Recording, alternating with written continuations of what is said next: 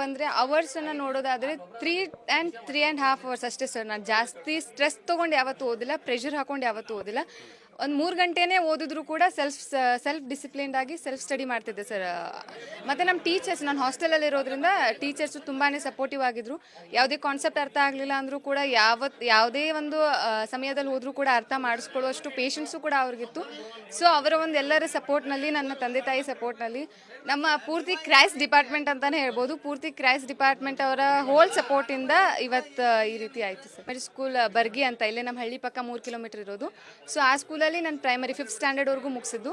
ಅದಾದ ನಂತರ 6th ಸ್ಟ್ಯಾಂಡರ್ಡಿಂದ 10th ಸ್ಟ್ಯಾಂಡರ್ಡ್ವರೆಗೂ Morarji Desai ವಸತಿ ಶಾಲೆ ಮೆಳ್ಳಿಗೇರಿ ತಾಲೂಕು ಮುಧೋಳಲ್ಲಿ ಓದಿದ್ದು. ಮುಂದಿನ ಫ್ಯೂಚರ್ ಬಗ್ಗೆ ಹೇಳೋದಾದ್ರೆ ಏನು ಮಾಡಬೇಕು ಅಂತ ನಿರೀಕ್ಷೆ ಆಸೆ ಇದೆ ಸರ್? ಫ್ಯೂಚರಲ್ಲಿ ಜಾಬ್ ಆಯಿತು, ನನ್ನ ಕರಿಯರ್ ಆಯಿತು, ಅದನ್ನು ನೋಡೋದಾದರೆ ನಾನು IAS ಆಫೀಸರ್ ಆಗಬೇಕು ಅಂತ ಇದೆ ಸರ್. ಈಗ PU ಸೈನ್ಸ್ ಮಾಡಿಕೊಂಡು ಆ ನಂತರ IAS ಆಫೀಸರ್ ಮಾಡುವಂಥ ಯೋಚನೆ ಇದೆ ಸರ್. ಇಂಪಾರ್ಟೆಂಟ್ ಅಲ್ಲ ಸರ್, ನಾವೇನು ಕಲಿತೀವಿ, ನಾವು ಯಾವ ರೀತಿಯ ಮೌಲ್ಯಯುತವಾದಂಥ ಶಿಕ್ಷಣವನ್ನು ಪಡ್ಕೊಳ್ತೀವಿ ಅನ್ನೋದು ತುಂಬ ಇಂಪಾರ್ಟೆಂಟ್ ಆಗುತ್ತೆ. 625 ಯಾರು ಬೇಕಿದ್ರೂ ಮಾಡ್ಬೋದು, ಹೇಗೆ ಬೇಕಿದ್ರೂ ಮಾಡ್ಬೋದು, ಆದರೆ ಅಂಕ ಇಂಪಾರ್ಟೆಂಟ್ ಇಲ್ಲ ಅಂತ ಅಲ್ಲ, ಅದ್ರ ಜೊತೆಗೆ ಮೌಲ್ಯಯುತವಾದ ಶಿಕ್ಷಣ ಕೂಡ ಇಂಪಾರ್ಟೆಂಟು.